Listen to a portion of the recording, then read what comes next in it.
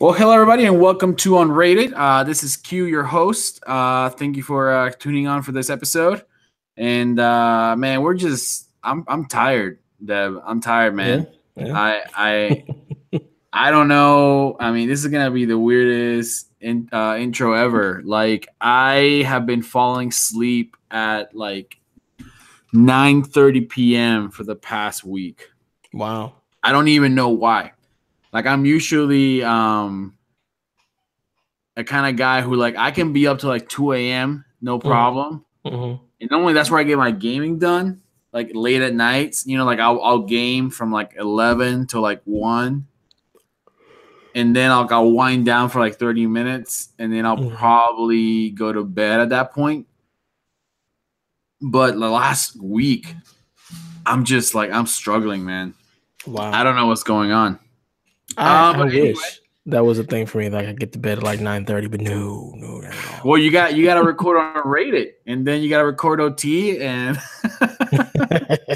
God knows how many other things you got to record, man. Like, you're everywhere.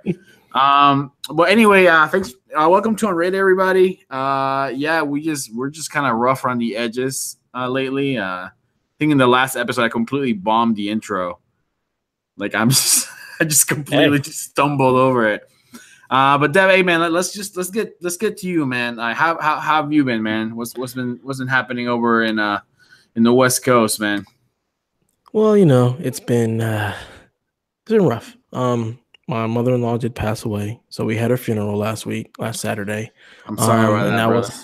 It's okay. It's one of those things where it's like, it's coming, but you're never really ready. You think you're prepared, but you're never really there. So right now it kind of just feels like a movie. It's just surreal right now. Hasn't quite caught up to me and my wife, but we're pushing through it. We've got a really, really good just community around us, church family, just really good unit taking care of us. So we're good. We're good there. We're getting better. So that's the main thing that's been going on with us. Outside of that, just trying to find our new normal, Yeah. So that, and gaming wise, I have played Diablo 3. Almost done with that, and then jumped into some Destiny 2 because they released a patch that, fixed a lot of the issues that I was having with it. So it's making it more enjoyable. One of my clan members on Destiny, he jokes, because we have a Discord chat where we talk about, and even though most people are not playing Destiny right now, we still talk about any update that comes out because it's still like technically a Destiny clan, right? And because they released the new picture, like it was like the new patch roadmap picture, the roadmap, and we talked about. He joked, "Hey, by May we'll be back at Destiny 1." Yeah, right. I know that you called me out on Twitter, man, because I straight up, like, Bungie posted their, "Hey man, this is what we're doing," and like within 2 minutes I posted, "No one cares." Like, I just straight up like, I didn't drop any curse words. I was just straight up like, "No one cares," and then immediately, like within 30 seconds. 30 seconds later, you're like, "I do," and I'm like, "Damn it! You saw me. You caught me, man. You caught me on the spot." Gotta love those Twitter notifications at work. All right, so let's go ahead and make this part of a check-in, and I don't know. Let's just so why, Devin? Why are you still loyal to the game? Why are you still loyal to Destiny 2? Because I know I want to be won back. Honestly, but it's gonna take more than more than a buffet. You better buy me some prime rib.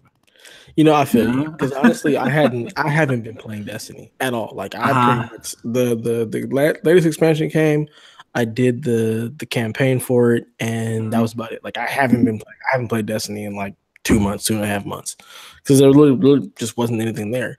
But the overall gameplay loop of Destiny, the way the gunplay feels and all of that is still something I really, really enjoy.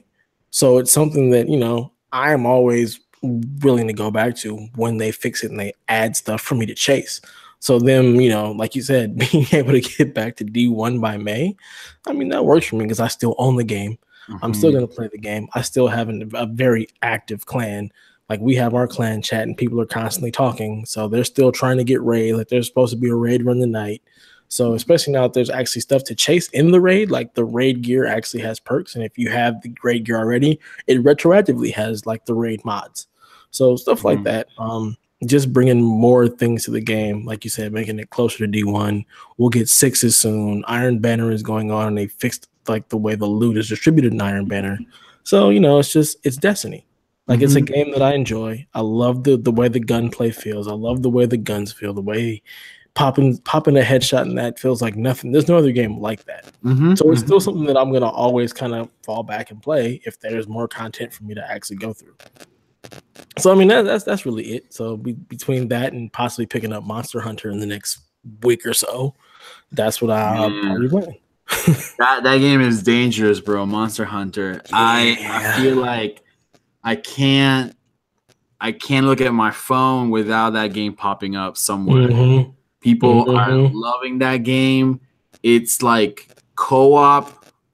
I don't know. I mean, I guess it's not an MMO, but it's co-op enough that people feel like they're doing stuff. It's like a share world, It's like you can come into my world and do stuff with me.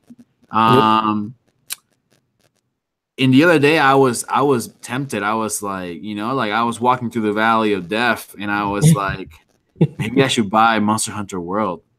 Right. And then I was like, nah, man, I got so many games to play right now. Like, that's my issue. That is exactly it. Oh, dude, let's go ahead and check in. I beat Fractured But Whole. It took 22 hours, I think.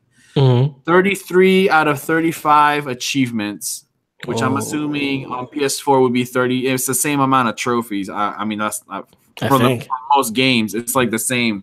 They make it the same achievements as trophies. The same stuff you have to complete. 33 out of 35. One of the ones that I didn't get is beat the game as Token, the black kid. Because in South Park, if you make your character black, the game becomes super hard. Yes. I thought that was hilarious. Oh, like the fact that you get less money, you're treated differently. I was like, oh man, the social commentary from the people. Oh my gosh, it's funny, and I was like, okay, I may do that, but not now because I play Stick of Truth and Fracture But Whole back to back. And I'm just burned out with South Park. I love the game. It was awesome. I'm just like, all right, I need to take a break from South Park. So I went into Shadow of War, and that game is so good, man. I don't even remember what the reviews were. I think they were mostly positive. Angry Joe, screw that guy. I hate him.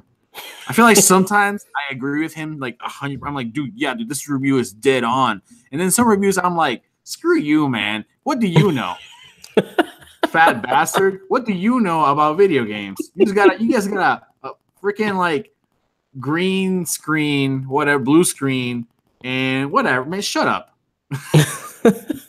And he just beat down on Shadow War, and I'm playing it right now, and I'm like, maybe they patched it up. I don't see any of the stuff. Apparently, when he played it, like the microtransactions were like in your face the entire time. It's like, hey, do you want to buy this war loot chest? I don't see that stuff at all. Like the only time I see the microtransactions is when I go to the market. And you have to choose to go to the market, and you can spend your in-game currency to buy like lower level loot chests. Okay. Or you can buy gold and whatever. But I just feel like they patched that up because like I honestly don't see the microtransactions. So I'm just loving the game, man. Awesome. There's comedy in that game. The combat is just as good as Shadow of Mordor, the first one. The story feels a little bit more streamlined.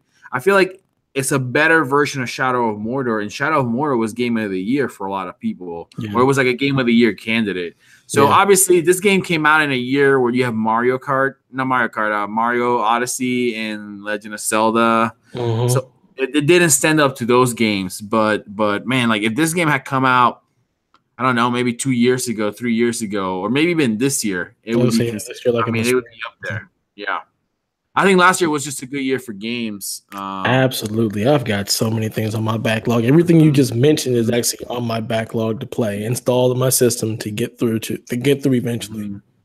Yeah. Oh man, the backlog. Oof. And I broke down, man. I'm playing PUBG.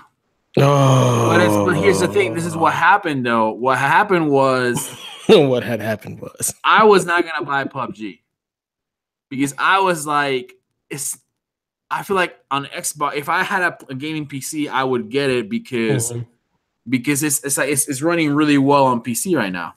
Yeah.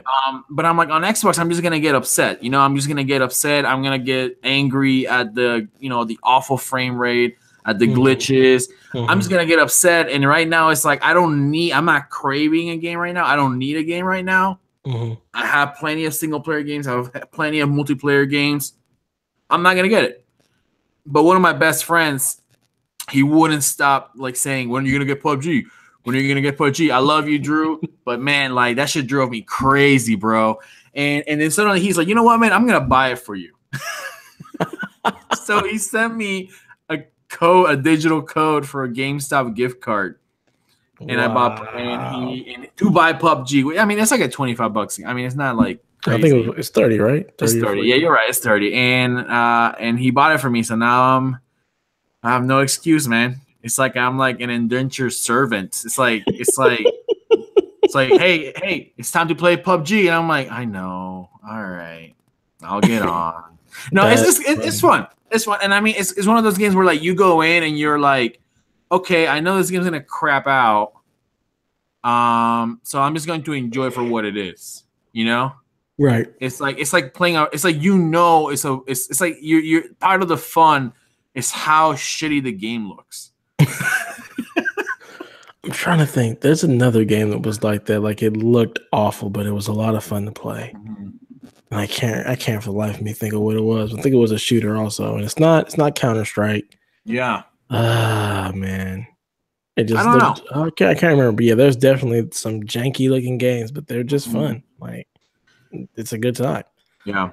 And I also bought Fortnite. Also, not only am I playing the Battle Royale, I actually bought the campaign for Fortnite. Okay. It was also a gift card. Like I had a gift card, and I'm like, all right, well, so now I'm stupid. I'm stupid because I got 2 Battle Royale games. I was gonna say, and it's like, so it's like I have to split H1Z1 while you're at it, right? And now I have to split my time between the 2, and I'm like, which one is pulling you in more? Which one are you enjoying? Honestly, to be completely honest, I think Fortnite is a more enjoyable experience. It just feels more complete. Is that because of the jank or like the frame rates and the glitches? Okay. I think it has to do just with how the game runs. The map is smaller, so matches are shorter. So you can start and I actually never won a Fortnite match, but I've been in the last like 4 people alive.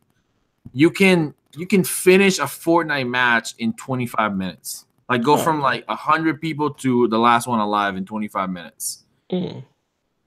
PUBG, I've actually gotten a chicken winner chicken dinner. You know, nice. PUBG. Like I actually been on I won a match on PUBG. It takes like 45 minutes. Oof.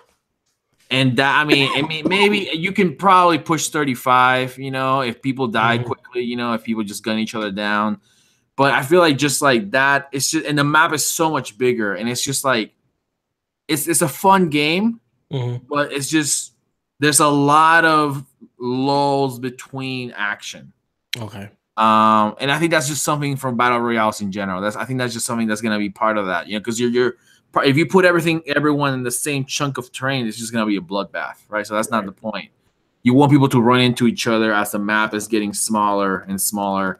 So I enjoy both of them. I think I enjoy the fact that I can take Fortnite a little bit more. I can just be a little bit more relaxed about it. And I feel like because there's less glitches, I feel like when I lose, it's because I messed up or the other guy is much better. And there were times in PUBG when I was like, I thought I had that guy, and then I didn't. And I was like, oh, well, that sucks because I was in the last 7 people alive, and I kind of felt like I got cheated there. Anyway, that's my check-in. How about you, man? We did my check-in first. Oh, you check-in. There's that rough around the edges. It's been a few weeks. It's been a while, people. Bear with us. We'll get back on soon. Get back on track. Yeah, man. So I still feel like even though there's been a lot of gaming news, there hasn't really been a lot of gaming news. I feel like the stuff that is news right now is stuff that wouldn't be news in the middle of the summer. Yeah. I don't know. I feel like it's kind of like, I mean, the only thing I got angry about today was the fact that the Ninja Turtles look like shit. You know, it's like the new Ninja Turtle. The ones. I was like, what is this? Like, I'm all about April being black because I'm all about diversity. Like, I'm waiting for some Latino. I hope Leonardo's like, you know, Latino, Puerto Rican or something. I don't know. But like, otherwise, the art looks like shit. And I'm like, I was thoroughly confused. I'm like, what? This is the turtles now? What is this nonsense? I guess each turtle is a different type of turtle, which is also just a weird I guess that's not awful. I'm more just upset at this art style. Yeah, the art style. I don't like the art style at all. It just looks. I felt like Ninja Turtles was like. Here's my thing. My problem with American cartoons, and I don't know. I mean, it's just I feel like we make shitty looking cartoons on purpose. I don't know because I watch some. Yeah, and I'm not saying we have to be like anime, but you can make good quality animation that doesn't look kind of like lazy. Yeah, I feel like that they're really, really pandering to the kids with this type of art style. Like, it looks so kiddie. Mm-hmm. And for me, like, I grew up when the Ninja Turtles like first hit the scene. Mm-hmm. Like the actual comic books where they didn't wear, like, Leonardo and Donatello weren't blue and purple. Like, they all wore red. Mm-hmm. It was much bloodier. It was a much more violent comic book.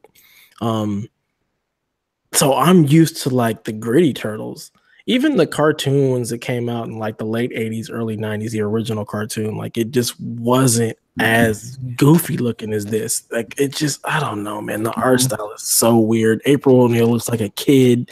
Yeah. Raphael is the leader, which I'm good with because, you know, Raph or die. That's my dude. Mm-hmm. But it just, I was just like, what?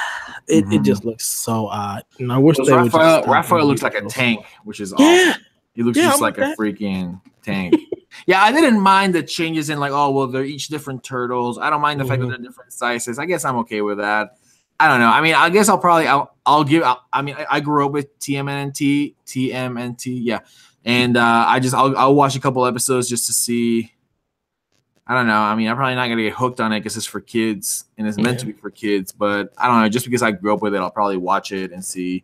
Yeah, I'll check it out with my daughter, see if she gets into it. But other than that, like I'm not really looking forward to it. Mm-hmm. And you know, you mentioned like how they had April O'Neil is black, and you're all for the diversity. I'm all for the diversity too, but I hate when they change a character just to change a character. Like I was reading some stuff, and I guess originally, like April O'Neil back in the day when they first wrote the comic book, like she was meant to be black, and then they made her white, and then like they went back and forth on that. So I'm fine with diverse characters, but don't change a character's gender or race just because. How about we just introduce a black character? Introduce a Latino character. Like, why do we have to change one? Like, don't do that. Just introduce more characters of color, period. Like, I'm blanking out on who the mixed race Spider-Man is. Miles Morales. Yeah. It's like, hey, man, you don't need to make a black Peter Parker. Like, I mean, you're not fooling me when you make a black Peter Parker. It's like, I know Peter Parker's white, bro. Yeah, exactly. Like, just make a new character. Just make a new character. And I mean, I don't know, like let April, even if you want to have April come in, you know, white April come in into some episodes and be like, hey, I'm still alive. You didn't just kill me off. But I get it. I'm mostly upset about the art. I'm just like, I don't know what this is. Because I feel like the art was already headed in the wrong direction. Like the last couple of movies, I feel like the CGI and stuff. I don't know. I just didn't and then like the last few video games were really cartoony. And I get it. Like, you know, I just feel like there was a really hard push away from the realism of the original movies. And that was just kind of disappointing. Yeah, I agree. But anyway, let's talk about the one free chunk of news. The one real chunk of news out there, and that is free games for everyone. Free, and I'm just kidding. Games. let's start with Xbox Game Pass because it will take the most of our time. And let's get into it. I think everyone by now should know the news. But by the time you're listening to this podcast, you probably know that Xbox Game Pass will now include first party games on first day on launch day. Yeah, day one, first party. Day one. That's what I'm talking. That's what we're looking for. Day one. Which means that on March 20th, when Sea of Thieves hits the stores, or I don't know, hits your Xbox instant download mode, you will be able to pay $10 of Xbox Game Pass and be able to play it. Yep. Just like EA Play or whatever, EA Pass, whatever the EA membership is, just like all these other, like, you know, I mean, the way Game Pass works right now, you pay for the Game Pass, you go to the game, and you can install it into your Xbox, you know, no questions asked. It detects that you have a membership and like, oh, cool, you can download Halo 5 for free. Great, go for it. Gears of War 4. So I feel like from a gamer standpoint, this is really cool because it allows me to try a bunch of games I honestly wouldn't buy. Like, I am not so sure I would have bought State of Decay 2. But if it's going to be on first day, on day one on the Xbox Game Pass, and I get to try it and I get to enjoy it, then when it comes off the Xbox Game Pass, which is something that people don't talk about a lot, so like, yeah, there'll be games on there, but I don't think Sea of Thieves is going to be there for, like, you know, an entire year. Right. I think it's going to be there for maybe 1 or 2 months, and then they're going to pull it off. Oh, by the way, if you want to keep playing it, you have to buy the full copy of the game. They don't guarantee that a game will be on Xbox Game Pass forever, and they keep rotating them in and out. But I think it's cool because it gets you to try out games. And I think it's cool because it gets me to try out games that I honestly, like, if it's between me buying and not buying the game, well, at least I get to try it for, you know, a month or whatever. And then it's like, if I really enjoy it, then I have the opportunity to go ahead and buy it. By the way, if you have the Xbox Game Pass, you get a discounted price on the digital versions of those games. So if, let's say you have the Game Pass and you're like, you know what, I'm gonna buy the full copy of Halo 5 or Gears of War 4, you get a discounted price on the current digital price. Yeah. Anyway, so I think it's mostly good. What are your thoughts on that, man? Are you just, you know, fueling with jealousy right now? I was already jealous of the EA Pass, so I'm kind of jealous of this too. But it's also just really weird because I really think they need to be a little more upfront about, you know, how they're going to rotate games. How long are the games going to stay on Games Pass? Because I think there's a lot of people who are just going to be under the assumption that, you know, I get Games Pass, I'm going to have Sea of Thieves forever. So I know there are some games that have not left the Game Pass, like they've been there for the entirety. I think it is a great way of getting people to try a lot of the first party games that they may not have any interest in. And then if they do like them, possibly getting that sale down the road. But if you play the game, if it's one of those like campaign type games and you played the entire campaign for the 2 months that it's on Game Pass, what's the incentive to go ahead and buy that game? How many people are now going to buy that game? And then I think about like what it does to retail. Retail really only cares about a new game sales within like the first week. After the first week or second week, it doesn't really matter how well that game does, because after that first or second week, that's when you're going to determine whether you're going to buy or you're going to buy more into your store, or you're going to be like, yeah, I'm going to take just 1 or 2. So it's just a really weird thing to do with just the way games are, with the microtransactions, with how much games cost to make, and like everybody talking about games need to be more expensive to offset costs. And when you introduce something like this where it's $10 a month and you've got, you know, what are supposed to be like the heavy hitters for Microsoft, the actual exclusives, and they're coming to Game Pass, it's just like how many people are going to end up buying those games afterwards. So yeah, I just think they need to really like solidify like how long is a Sea of Thieves going to stay on there? How long is State of Decay 2 going to stay on Games Pass? How long is Crackdown 3 going to be on there, and make it so it's more of a game preview than anything. So you're going to have this amount of time to preview this game because you're a Game Pass member. We're going to give you the opportunity to have the game in full for this many days so you can decide on whether or not you want to buy it. I think it's a really, really great incentive as an Xbox owner to have Game Pass because, one, you're going to be able to play, like you said, you're going to get to play all of these first-party titles day one, as well as like the vast back catalog of all their games and the backwards compatible games and stuff. Mm-hmm. So I think for the consumer, it's definitely a huge win. It's just going to be interesting on how it plays out over the long haul from a developer standpoint. So I think for games that are supposed to perform like games, what should we call it? Games as service? Is that what the expression games is? As service. Yeah. Like say like a Sea of Thieves, which is like a game that is supposed to be, you're supposed to be into that game for like 3 to 5 years. I mean, that's just an estimate. Right. I'm pulling that out of the air. Okay, if that game is on Game Pass for 2 months, it's not really gonna hurt the game in the long term.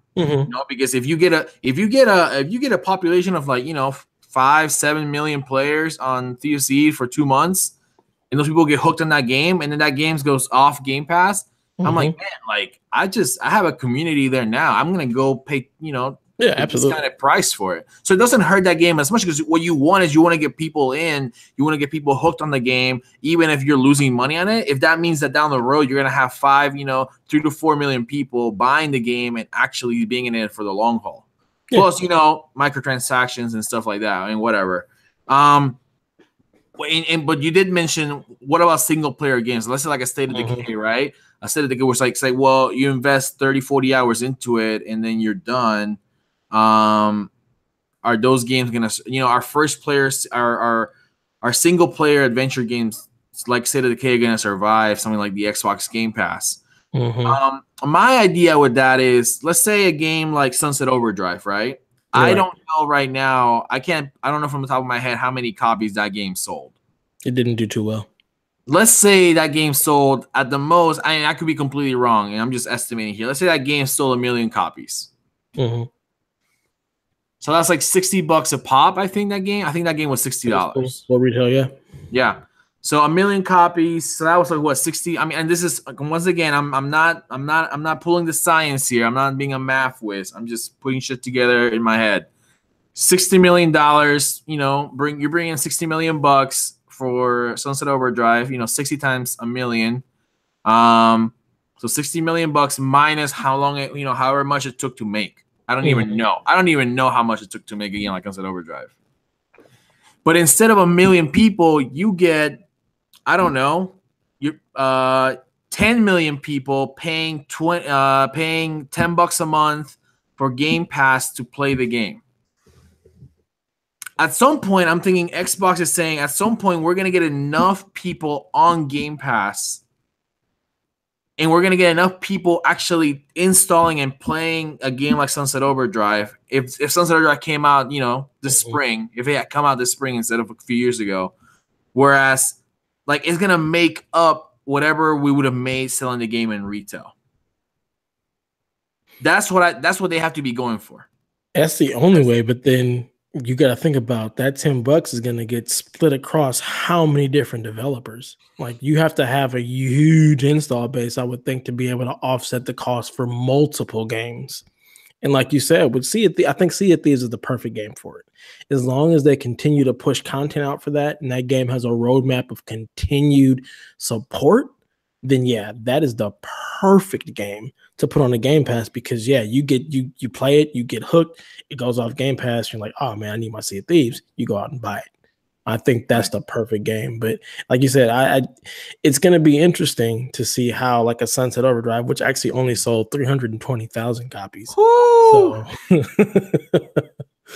yeah, it did not do well. But, it could have done better if it was on Game Pass and people got to actually play it and be like, oh, this is really good. Like, if maybe it was like a 30-day or 15-day trial or something like that, 15 days on Game Pass, play this game. If you like it, boom, get at a discounted rate. I think something like that would be really good for those single player campaign games if they're long enough, people don't finish them right away. I think that could give games like that a much longer tail and probably better sales. But, it just remains to be seen on, how it's all going to pan out and what games are going to be on there and how long they're going to stay on the Game Pass. I think that's going to be the kicker. I think in order for Game Pass to be successful, people have to, come, I don't know when the first party Xbox thing comes out this year. It could be Sea of Thieves in March. I believe it is Sea of Thieves, yeah. And I think in March you also have State of Decay. So you have State of Decay and Sea of Thieves coming in both out in March. For Game Pass to be successful and to make up the money that you would have made selling these games on retail, at least for the first few months, people have to just, millions of people have to roll into Game Pass. Mm-hmm. And I don't know what the population of that is right now. I'm just saying you have to have a significant amount of, millions and millions of Xbox users just paying those, $10, $20, $30 for the first, 2 to 3 months of the service. I want this to succeed because I believe this is great for me as a consumer. Absolutely. Right? I would rather not buy State of Decay for $60.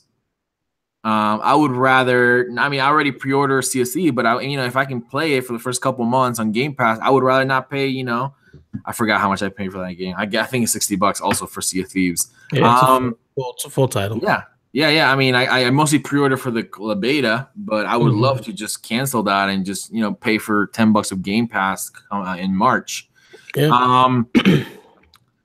But interesting, there was an article on IGN today, and I think you read this too. You actually commented on it. It was from a developer, a guy who worked at I forgot what studio he worked with. But it was posted by IGN, but it wasn't an IGN guy. It was a developer who wrote a piece for IGN. It was an opinion piece. And he said, you know what? Like, as a gamer, as a consumer, I love Xbox Game Pass. I love this. I love the fact that for a little bit of money, I have access to first-party games on day one. This is awesome. Yep. But he also said, as a developer, it scares the shit out of me because it's to some extent, and I get what he's saying. And obviously, I'm not an economist, so I can't tell you right now if he's right or wrong. His opinion is it devalues the cost of a game, right? Because the value of a game, because it doesn't take into account how much money it takes to make the game. He's like, when I see, and he said Game Pass is like the latest move in this trajectory, but he started out like at last Black Friday sales. Yeah, he was talking about how crazy. You saw games that were new. A game that's been out for 2 months is a new game. Yeah. That is still a new game. Like, a game doesn't become an old game until like 6 months to a year later. Mm-hmm. You had games that had come out in the last 2 to 3 months drop down to like $25, $30. Evil Within was $20. Madden was $20. NBA 2K18 was $20. Wolfenstein was $30. Fractured But Whole was $25. Assassin's Creed was $25. Like, literally every big title was half off, dang near. Even Call of Duty dropped down to $45. I remember Shadow of War was $25. Yep. And I was I bought them on Black Friday. If you bought a new game in the last 6 months before Black Friday, I'm so sorry. Yeah. And I probably did that too. I don't remember right now, but I'm sure I did that at some point. Didn't. I learned from like 2016. I had bought a bunch of games and they went down to half price. And I was like, I'm not doing this again next year because everything's going to be half off. So I waited. And I literally got every game that I wanted on Black Friday for half off or more. Most of the games I was able to find for 25. So yeah, like you said, like as a developer, you're like, what the heck? You have every new release go half off or more at retail, literally weeks after it's come out. Well, as a developer, it scares you because you're like, this game was $65 a month ago. And now it's $20. And at some point, you have to do the math. It's like, okay, so a month after release or 2 months after release, how many copies is Wolfenstein really moving? I don't know. But at some point, you have to hope that by lowering the price to nothing, that's not true, to $25, you're moving way more copies than you would have moved if the game was still at full price. Yep. And see, that right there is the kicker.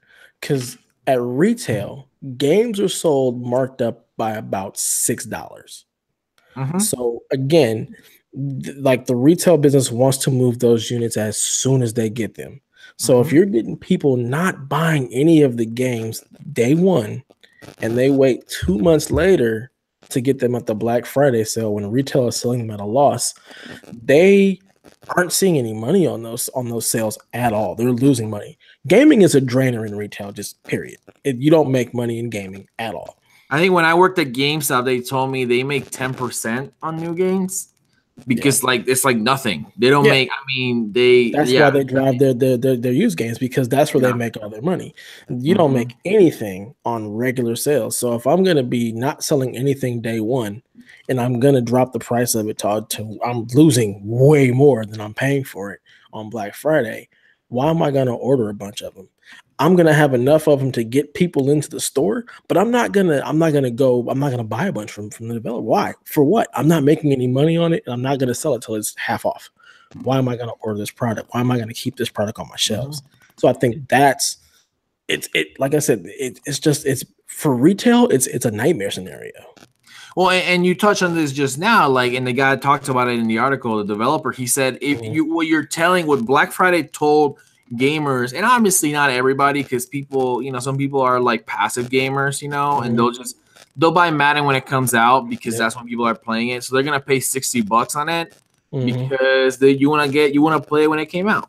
Yep. But if you are a gamer who's I want to get the most bang for my buck, the last Black Friday taught all of us, damn, I should never buy a game on release day. Yep. Because I'm going to pay 80%, 75 to 80% less on this game if I just wait till November. For every one game that I was going to buy, I can now get 2. Or 3. Or 3. Or 3. And it's crazy.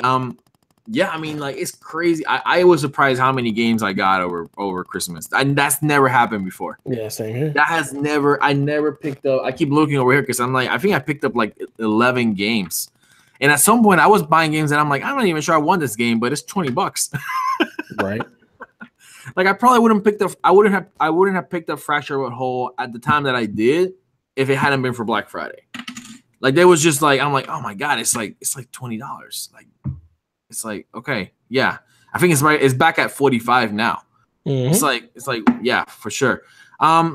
It's interesting. And then now obviously he touches on Xbox Game Pass and he's like, damn, it's like as a gamer, I love this. I love the fact that I get to play first party games day one for $10 on the Game Pass. But these are $60 games, and I think there were retailers in the UK, like moms and pops stores, that are like we can't. This is gonna hurt us, right? Because suddenly, like, there's no incentive to move as much Xbox merchandise as we were before. And I mean, you're still gonna sell copies, but there's less of an. I mean, how many less are you gonna? How many fewer are you gonna move? It's like, why should I order a bunch of them when I know that I'm not gonna sell them? Especially as a mom and pop store, because you can't order the bulk that a major retailer would to be able to get a discount on them. Like you're probably getting them at cost when you're a mom and pop store. So why even order them? Like why bother? Get with the retail stuff that can actually make money. And I mean, and GameStop realized that. I mean, you walk into a GameStop nowadays, and half the store is collectibles, half the store is Funko Pop, half the store is T-shirts and sweatshirts and statues and action figures and I saw the Gallarhorn at like a freaking for $400. I'm like, Jesus. It actually dropped down in price to like $180 now, I think. Oh, okay. All right. Yeah, I was like, you want how much for that? Get out of here. And I mean, like, at the end of the day, Xbox, I mean, they're not looking out for GameStop or these retailers. Like that's not. There's like, hey, look, we're investing a ton of money into making these single player or these multiplayer games. We want to get the most people playing them. Yep, and I think they really want to go after those digital dollars anyway. Like, I think a huge part of it is like The devs are like, if we can get the money just straight to us instead of having to deal with the middleman in retail, I think that is a much better scenario because they see more of their money.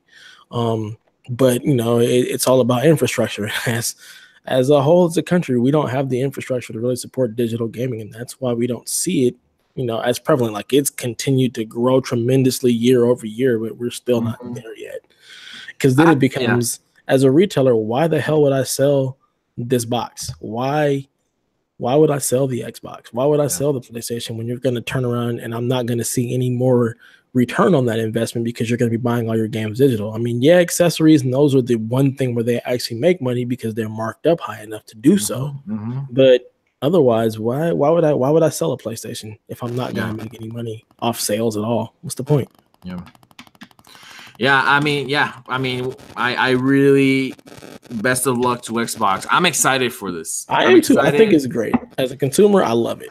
I just want to see what the long haul is for. Like, I want to see what the end game looks like for Game Pass, and is this something that they're going to do just for the Xbox One generation, or will this be something they're going to carry on into whatever the next is? So it'll be interesting. I'm interested. And I think this is setting a standard for the industry. I mean, if come E3, Phil Spencer gets up there and he's like, we got 85% of Xbox Gold memberships on Xbox Game Pass. It's like, damn. Right. All right. And suddenly PlayStation is like, I wonder if we can pull this off. Exactly. And then, you don't know, in 5 years down the road, because Nintendo takes 5 years to catch up, Nintendo's like, we actually need to do something with our online. Oh, no.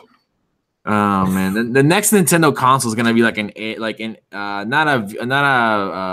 VR, but an AR, like augmented reality. Oh, wait, no more, no Virtual Boy? We're not going to go back there? Oh, okay, you're right. My bad. Virtual Boy. Yeah. Virtual Switch. Oh man. I want a Game Pass on PlayStation, but I can't even, the amount of exclusives they have. I don't know how that's just not sustainable at this point. I don't see how they can do it. There's just too many exclusives to come out for that to be a sustainable thing with the amount of different developers they have. It couldn't work. I can't see it working, but if they can find a way, I would love it. Absolutely love it. Well, one last thought on the Game Pass for me is something that a few podcasts that I listen to have been talking about, is the idea that people forget monthly subscriptions. I'm subscribed to the New York Times because I was in grad school and one of the professors said, I'm not going to make you buy a textbook, but you have to get a subscription for the New York Times. And I'm like, hell yeah, dude. It's like $7 a month. Too easy. I've been out of school for almost a year. I'm still subscribed to New York Times. I mean, dude. Because I forgot that I had a Crunchyroll subscription. I think I have Amazon Music Unlimited, and I just keep forgetting about it. I'm like, I got the free trial for Amazon Music, and I haven't. I just didn't take it off. Yeah, same here. It's still there. Same here. And now I'm hooked on it. Now I'm like, oh man, but if I still got Prime, but if you take off the Music Pass. You still get the music that's on Prime, but you lose access to all the music because the pass gives you everything. After 6 months in the free trial, I was like, oh man, I want to keep listening to Taylor Swift, bro. It's like I can't lose my Swift. I can't lose my T Swizzle now. Come on, there you go. And I was like, you know what? I'm gonna keep paying for this crap. Yeah, pretty much. That's really how I did it. I'm like, well, and I'm doing that. I did that for the Amazon Music. I haven't canceled New York Times because they make me. You have to call them. Oh man, you have to call them. I'm like, actually talk to somebody or go through an automated system. They make you suffer, and I'm like, and that's why people don't cancel it because it takes so long. It's too much work. Damn, and you're like, well, it's $7 a month. I guess I can eat out. I can get one less sub from Subway, and just whatever, But and I feel like I wonder how many people on the Game Pass. It's $10, and you know what? For some people that's a lot of money, but for a lot of people that's not a lot of money. Right. That's like one. You go to Wendy's one time, boom, that's $9, $8 right there. 9 junior bacon cheeseburgers. Right. And some people are just gonna forget. Absolutely. I mean, the value that you're getting for that $10 is amazing. You're getting access to a ton of games. It's worth it. It's worth it to forget about that $10. And even if you don't forget, you're like, well, I'm going to cancel this. I already have like 10 games installed using the Game Pass. Mm-hmm. Those are 10 games that if I cancel, I immediately lose access to. Right. Or I can just suck it up and pay another $10 and just keep them installed. Yeah, plus it gets you discounts on other games, so it's worth it. It's a great value proposition as an Xbox owner to be able to I got Game Pass. I mean, it's $10 and I got all these games. Yeah. Yeah. The challenge on Xbox side is you need to roll out enough first party content to make the Game Pass work. Because if come June you take off Sea of Thieves and you take off State of Decay. And I don't know when the hell Crackdown's coming out, but whatever. I'm like, okay, cool. It's June. No new first parties. I'm gonna cancel it for a couple months.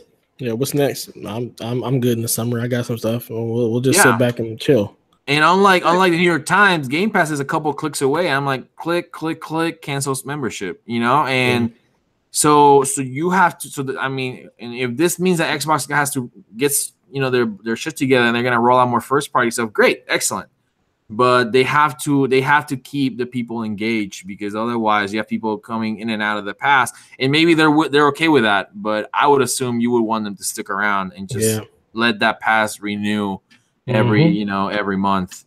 Cool, man. What are your final thoughts on this? Any final thoughts? Like you hit it right there in the head. Like it's gonna need to have content. They're gonna need to push more first party for games. They need to do that. They need to make sure that they have, the enticing games on that service to make you not want to let your subscription lapse.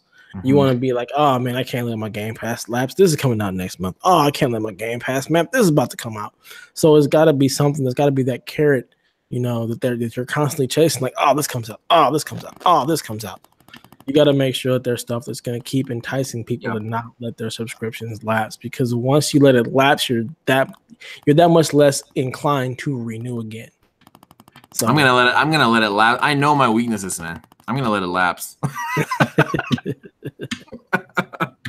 I'm like, man, I got nothing to play, but I just don't want to cancel it. It's just too much work.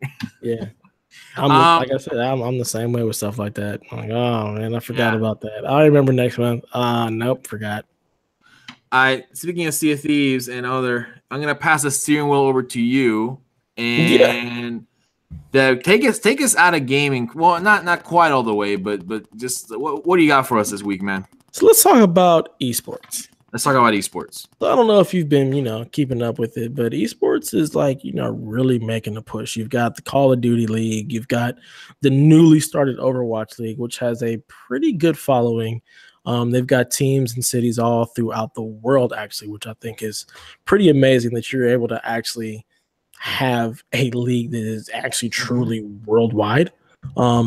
And it's been picking up a lot of traction. I've seen a lot of chatter about it. There's a lot of people that are really excited about the Overwatch League. And as we both know, Overwatch is a hit.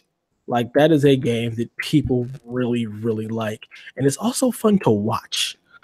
So have you been following the Overwatch League at all? Have you seen anything about it? I've watched a few matches. What's really cool about it is that, when you open the game HUD, the user interface, and if there's a live match, it tells you live match right now. And sometimes I'm like, oh, well, I was going to play, but I was just going to watch the match. Right. And I love how the teams have their logos and they're city based. Yep. And I'm like, oh, this is neat. Because one thing that I hate about esports is the fact that I don't give a shit about the teams. Right. It's this is super cool because you can root for a home team if you have one in your city, or if you just happen to come across a logo that looks dope, like the Shanghai Dragons. I like their logo. It looks cool. I'll root for that team. I think it's just really, really cool that esports is picking up this kind of traction. Blizzard built an entire studio or arena, I should say, to house the esports league, to be able to have people come in and make it an event. And for the first week, they had lines around the block for people to actually get in and watch this. Where is that? Awesome. Where are they? Where's this place at? They're actually out here. They're in Irvine. Okay. So Cool. Blizzard is out in California. They're So is that where they had the arena at in Irvine? Okay, cool. Mm-hmm. So they're doing really, really well. Like if you go to the website, like the overwatchleague.com, they let you know when, like the next game is. The next game is in 17 hours. It's going to be the San Francisco Shock versus the who is this? I can't tell what team that is. Florida. Whatever Florida's team is. I still don't have a team, but I think after we're done recording tonight, I'm gonna go pick a team. Yeah. It's gonna be a mix of who's closest to me and cool logo. It's gonna be a mix of those two. So you've got like close to you. You've got like the Florida Mayhem. That's not a bad name, Mayhem. I like that. Yeah, you've got the Philadelphia Fusion.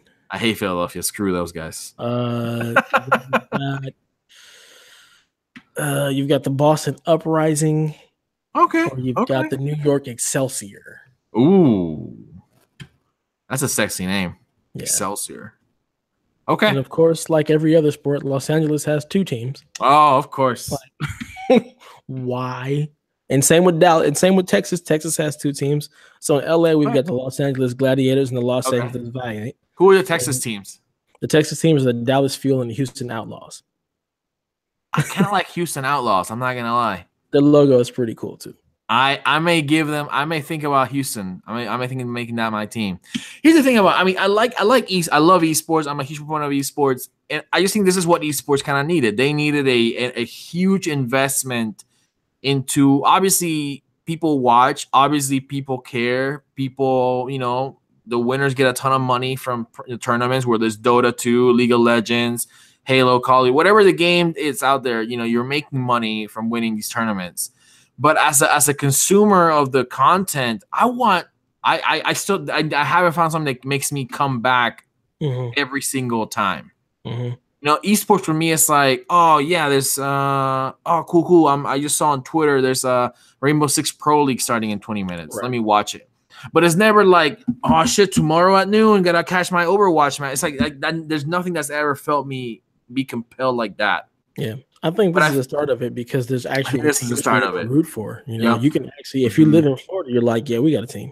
So I think this is what esports was missing, the whole team, like based in the city type thing, like every other sport. The fanatics, the spirit, the soul of the competition, that what makes you care, what makes you want to punch the other guy in the face because he spits on your team's colors, man. Nah, man, I dig it. I like that. I mean, leave it to Blizzard to figure out how to do something, man. Those guys, man, they're dealing with some sauce, magic over there, man. I don't know. Sauce.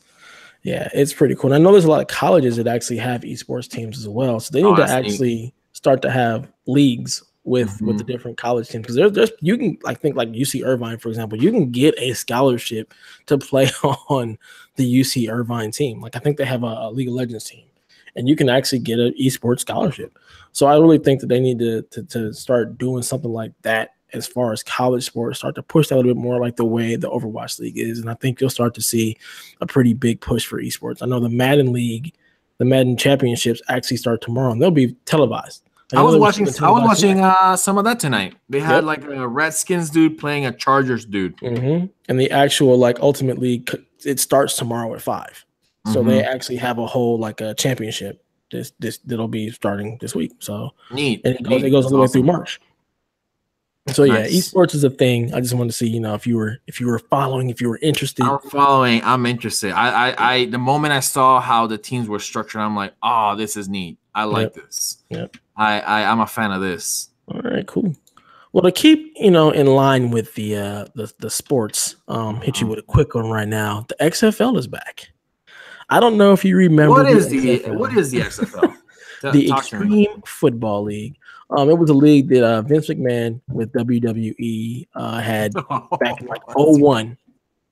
Started. It was only around for a year, but it was supposed to be extreme football. Like the hits were harder, the rules were less enforced. Like it was just supposed to be like this wild, crazy league.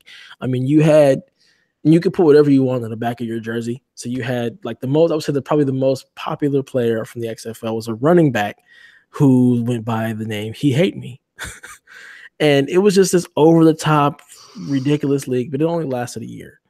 And Vince McMahon, I believe it was last week, went ahead and said, you know what, we're bringing the XFL back. They're going to get rid of all the crazy zany stuff. They're getting rid of there'll be no partnership with the WWE. He is creating actual football league. It's not he's not creating it as a competitor to the NFL because it's going to run during the NFL's off season. I believe he said originally it's going to have 8 teams, and something different than like the NFL. He's actually going to be the owner of all the teams. So you're not going to have all of that crazy stuff with owners. Like, it's going to be just him. He owns everything. So you want to play, you got to play by his rules. So I think it could be interesting, especially for your football fanatics. It's going to give a lot of people who want to play football another outlet. If you can't make it to the NFL, you can make it in the XFL, and it gives football junkies, like, you'll almost have year-round football. So if the XFL takes place in the summer, like from the end of the Super Bowl to the beginning of preseason, it's actually quality football. You're going to get year-round football, and I think that's going to be something that's going to be very, very exciting for football junkies. So, I mean, what do you think? Any? Are you excited? Do you plan on watching any of it? So the way it's set up, the way that, like, you know how you said, like, he owns all the teams, that's how the UFC works. That's how MMA companies work. Like, all the fight, if you think of each fighter as a team, all the fighters are like owned, you could say, by the UFC. It's not like the UFC is one team or one league. It's like the UFC is a company and they own all the fights in it, you know? And sometimes that makes it hard to do collective bargaining. So I wonder, I mean, if you're playing in the XFL, you're probably not good enough to bargain for much. But so that's one thing, I guess, on the more like the politics side of it. I'm also wondering, like, man, with the whole controversy around concussions and headshots in football and just in general in contact sports, I wonder if like the last time this league existed was back when this wasn't something that people talked about. Right. So I wonder if, right now it's like, oh, okay, cool. But then once that first game happens, if the rules are still flexed like back in 01, oof, I mean, if you see one bad hit, like, what's going to be the reaction to that, right? And what he said was that it's not going to be extreme. It's going to be, just football. Like, he wants to get good quality football. So what made the XFL different from what the AFL is today, if that's still around? Well, the AFL was the Arena Football League. So Arena Football was like 7-on-7. So you had one, I think a whole arena was a padded around the edges. So there wasn't really a whole out of bounds. Like, you get blasted into the sideline, but that was about it. But it was still, the field was different. I believe the field wasn't as wide. It's not as long. Yeah.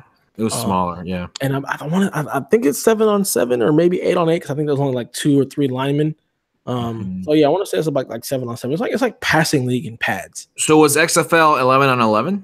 Yeah, XFL was straight up 11-on-11. It was like regular football, but it was just like to the max. It was during like the Attitude Era of WWF, and that kind of carried over into it. So, but he's talking about, like, he doesn't want to take it that route. He only kept the XFL name because it had some kind of people remembered it. It was something that was remembered, but he wants it to be like actual really good football. It's scheduled to launch in 2020. Haven't decided. Oh man, 2020. Yeah, 2020. I thought I was ready for some football like next week, man. Nah, he's like 2020. He really wants to do it big. He wants to have rosters. He's gonna have like 40 players. The season's going to be a 10-week season with 2 postseason games, with the postseason, 2 semifinal games, and the championship or whatnot. Yeah. And they haven't decided how they're going to do like the salary, but they'll be paid to play, and you get more when you win. So there's like incentives for actually winning. So it's like freaking like UFC. Yeah. Interesting. No, that's interesting. Yeah, I like that fact it'll be competition to like the Canadian Football League. Which, I mean, maybe if you're a CFL fan, you're like, that's an insult. But I'm like, look, man, like, you're obviously not competing with the NFL.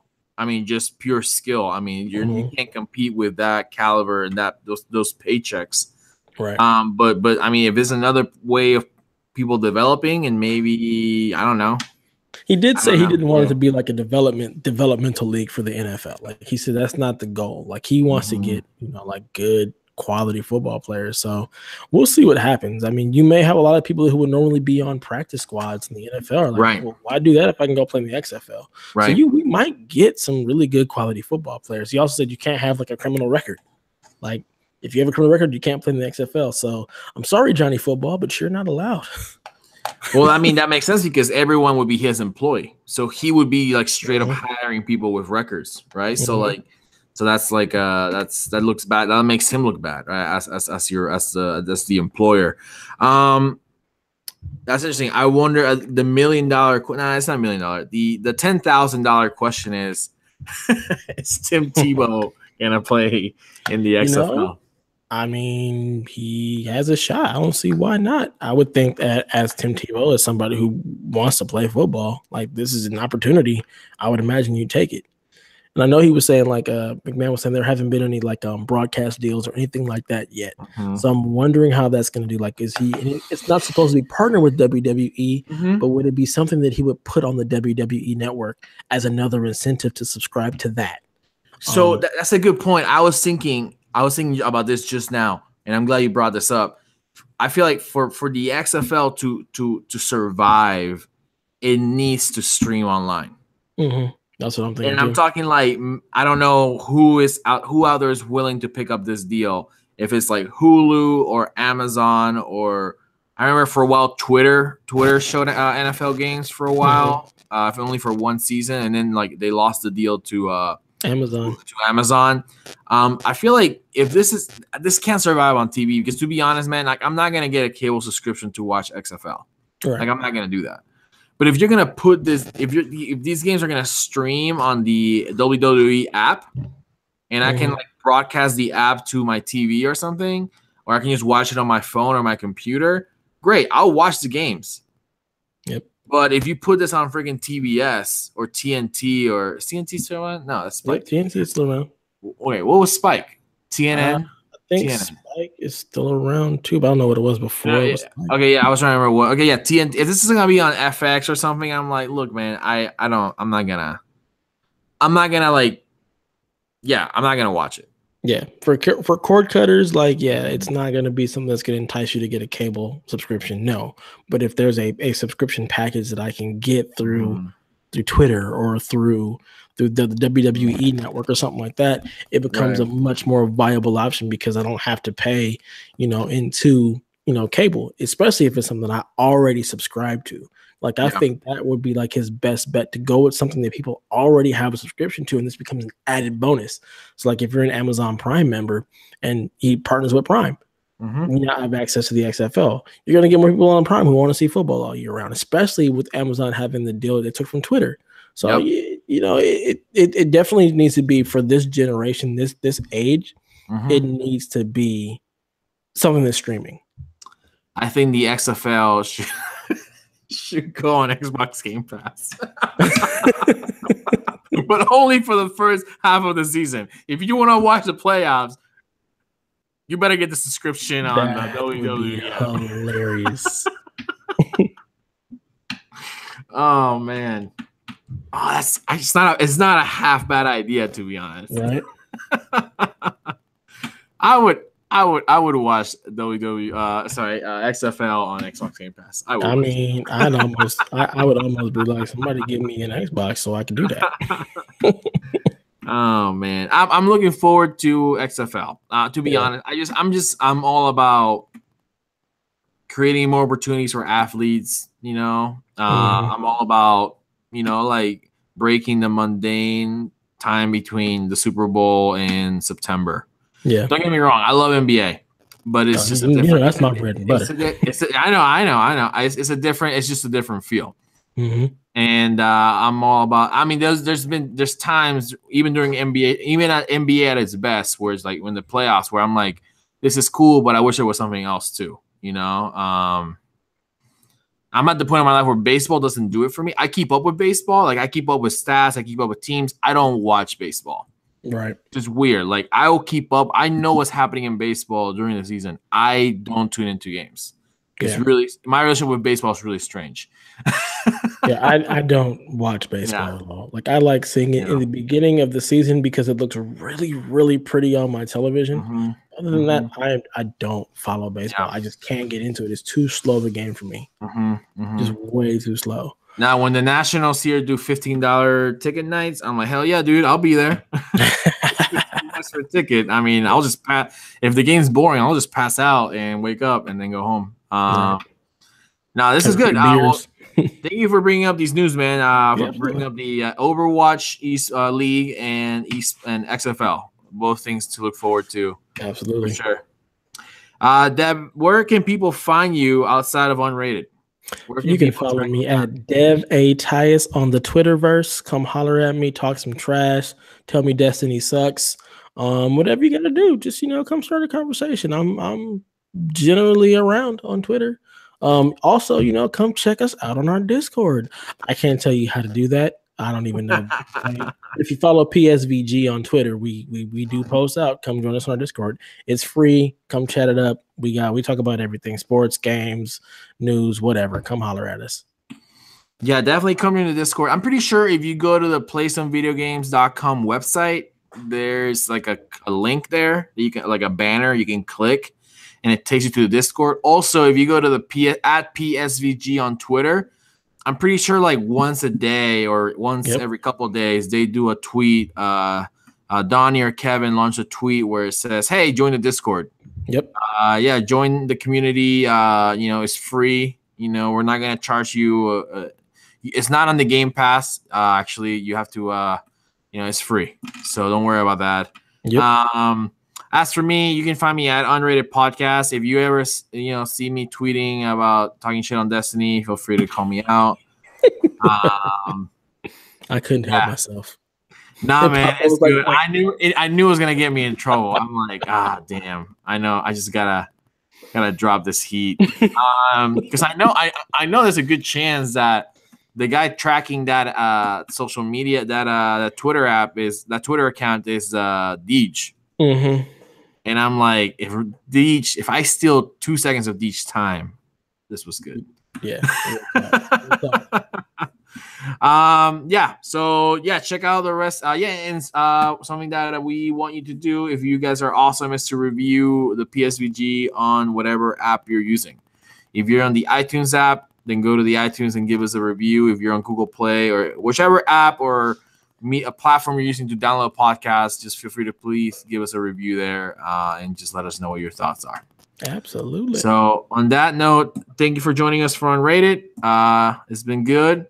It's been I definitely like let my filter was definitely low tonight. I was just screw you Ninja Turtles. So on that note, never stop gaming. Thank you.